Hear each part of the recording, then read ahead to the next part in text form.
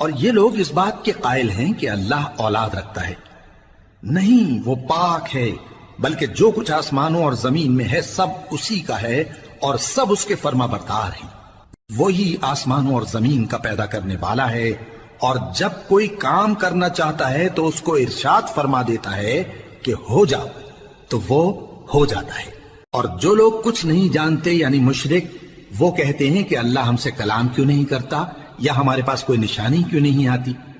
اسی طرح جو لوگ ان سے پہلے تھے وہ بھی انہی کسی باتیں کیا کرتے تھے. ان لوگوں کے دل آپس میں ملتے جلتے ہیں. جو لوگ صاحب یقین ہیں ان کے سمجھانے کے لیے ہم نے نشانیاں بیان کر دی ہیں.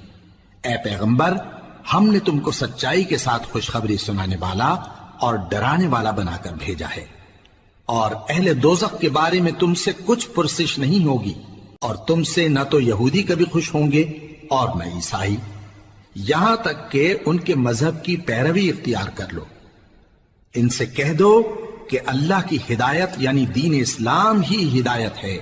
اور اے پیغمبر، اگر تم اپنے پاس علم یعنی وحی الہی کے آ جانے پر بھی ان کی خواہشوں پر چلو گے تو تم کو اللہ کی پکڑ سے بچانے والا نہ کوئی دوست ہوگا نہ کوئی مددگار. جن لوگوں کو ہم نے کتاب عنایت کی ہے وہ اس کو ایسا پڑھتے ہیں جیسا اس کے پڑھنے کا حق ہے. یہی لوگ اس پر ایمان رکھتے ہیں، اور جو اس کو نہیں مانتے وہی خسارہ پانے والے ہیں. اے بنی اسرائیل، میرے وہ احسان یاد کرو جو میں نے تم پر کیے، اور یہ کہ میں نے تم کو اہل عالم پر فضیلت بخشی. اور اس دن سے ڈرو جب کوئی شخص کسی شخص کے کچھ کام نہ آئے، اور نہ اس سے بدلہ قبول کیا جائے، اور نہ اس کو کسی کی سفارش کچھ فائدہ دے، اور نہ لوگوں کو کسی اور طرح کی مدد مل سکے. اور جب ابراہیم کی اس کے پروردگار نے چند باتوں میں آزمائش کی تو وہ ان میں پورے اترے. فرمایا کہ میں تم کو لوگوں کا پیشوا بناؤں گا. انہوں نے کہا کہ پروردگار، میری اولاد میں سے بھی پیشوا بنائیو.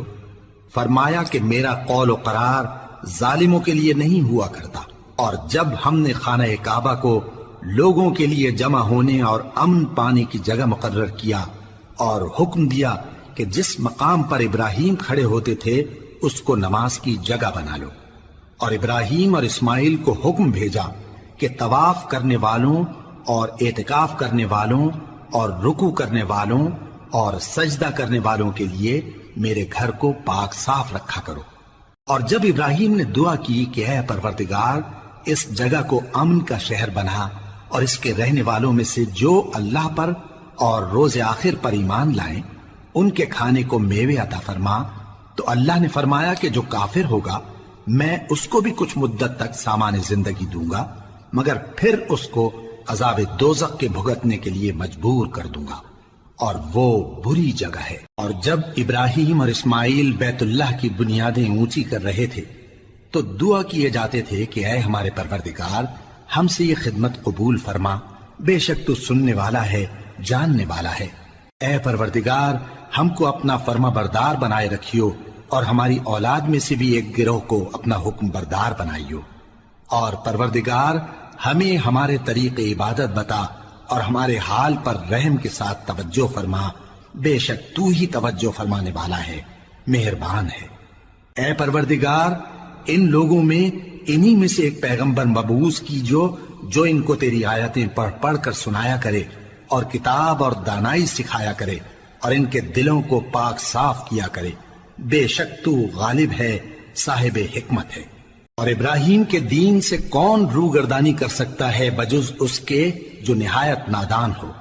اور ہم نے ان کو دنیا میں بھی منتخب کیا تھا اور آخرت میں بھی وہ نیک لوگوں میں ہوں گے.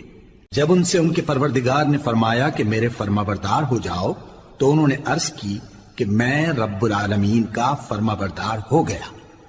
اور ابراہیم نے اپنے بیٹوں کو اسی بات کی وصیت کی، اور یعقوب نے بھی اپنے فرزندوں سے یہی کہا کہ اے میرے بیٹو، اللہ نے تمہارے لیے یہی دین پسند فرمایا ہے، تو مرنا تو مسلمان ہی مرنا.